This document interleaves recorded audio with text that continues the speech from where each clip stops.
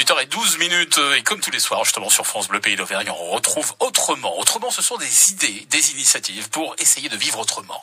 C'est comme ça tous les soirs de la semaine. Et autrement, ce soir d'Autrement, eh bien, on va parler d'un site qui va vous permettre peut-être de retrouver vos objets perdus. Le franceobjetrouvé.fr. On en parle ce soir avec Arnaud Adam. Bonsoir Arnaud.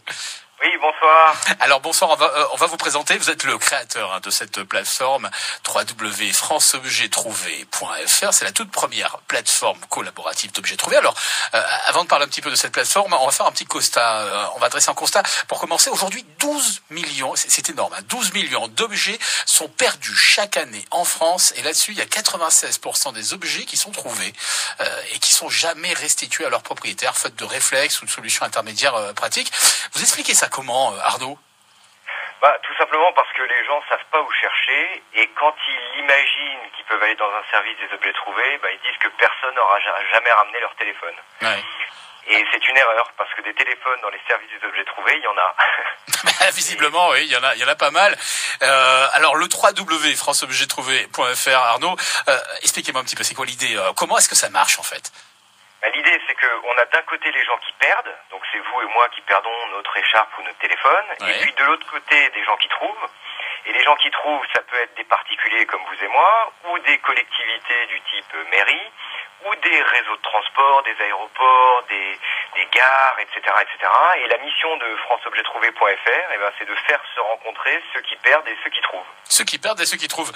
Donc ce site, on l'a compris, il est alimenté donc soit par les particuliers, mais aussi les collectivités carrément qui font appel à vous.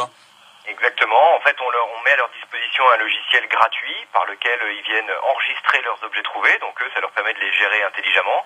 Et puis, ça permet à leurs usagers de bénéficier d'un système un peu moderne et un petit peu complet. L'ambition étant de faire une base de données nationale des objets trouvés pour qu'on ait une seule chose à faire quand on a perdu ou trouvé quelque chose, c'est d'aller sur franceobjetrouvé.fr. franceobjetrouvé.fr. Concrètement, Arnaud, j'ai perdu mes clés de voiture depuis un mois. Personne apparemment ne les a retrouvées. Alors, comment est-ce que je fais pour vérifier si elles sont en ligne ? Sur votre site, je me connecte. Comment ça se passe exactement ? Exactement. Vous vous connectez sur franceobjetrouvé.fr, vous créez un petit compte, ça prend quelques instants et ça permet de vous contacter si vos clés étaient retrouvées.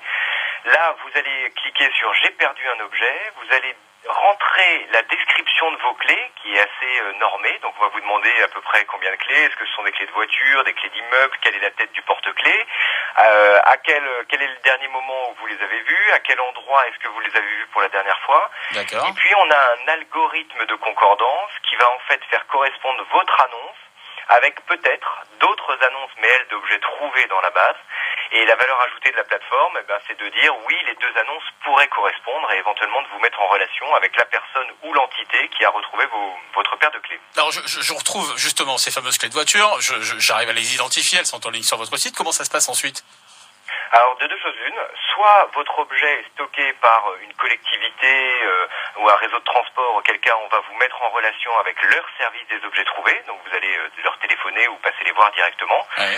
Soit votre objet est détenu par un autre particulier, c'est-à-dire par exemple moi qui ai retrouvé vos clés, et là vous allez payer des frais de mise en relation qui coûtent 10 € par objet pour obtenir mes coordonnées, et puis pour qu'on organise ensemble la restitution de l'objet. D'accord. Est-ce qu'il y a un coût pour l'utilisateur quand il va sur le site directement ? Non. Pour publier une annonce, la publication est complètement gratuite et bien entendu, vous ne payez qu'une fois que vous êtes sûr qu'il s'agit de votre objet. Non, on a bien compris. Alors juste avant de se quitter, qu'est-ce qu'on retrouve le plus, qu'est-ce qu'on perd, qu'est-ce qu'on retrouve le plus souvent comme objet ? Est-ce que si on devait dresser une parade en fait des objets qui sont le plus souvent perdus ?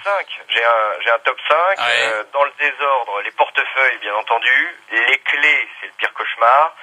Les lunettes, les bijoux, les alliances notamment qui peuvent glisser. Oui, et oui. puis le petit dernier qu'on a beaucoup, ce sont les doudous, bien entendu. Ah, les doudous, effectivement, et ça c'est très important. Et voilà, donc Arnaud retrouve également les doudous. Par contre, si vous avez perdu votre femme, là, il ne peut rien faire pour vous, on est bien d'accord. En tout cas, moi je peux rien faire. Le site qui va vous permettre peut-être de retrouver vos clés, vos objets perdus. On le rappelle, c'est le www.franceobjetrouvé.fr. On est très heureux sur France Bleu Pays d'Auvergne d'en parler avec vous ce soir. Arnaud Adam, merci. Très heureux, merci beaucoup. À très bientôt, au revoir. À bientôt.